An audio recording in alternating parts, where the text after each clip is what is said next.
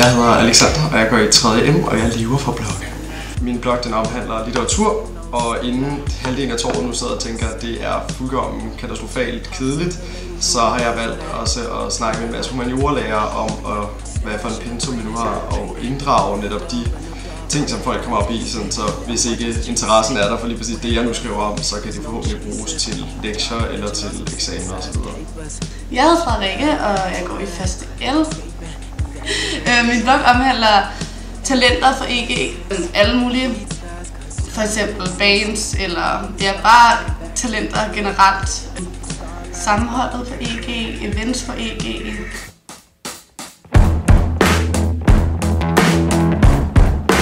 Jeg hedder Sofia, og jeg går i 2.M. Jeg blogger, fordi at jeg elsker det med, at man kan skrive noget, og så kommer det ud til folket med det samme, og at det ligesom er på lige fod mellem skribent og læser.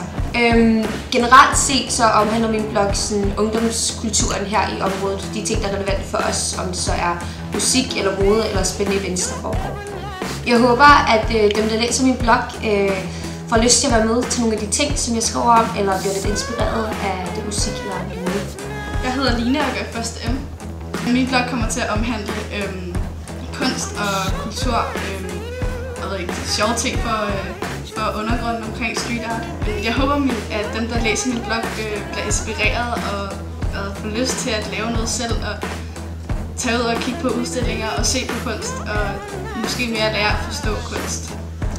Vi har startet det her blogprojekt op på EG, fordi at det er sådan, at vi har en rigtig fin hjemmeside for eleverne.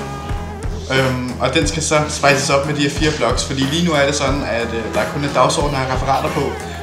Og det de her blogs kommer til at gøre, det er, at de vil underholde og inspirere og også styrke fællesskabet her på EG, så vi som elever kan mærke hinanden. Hjemmesiden hedder almagteleverne.nu.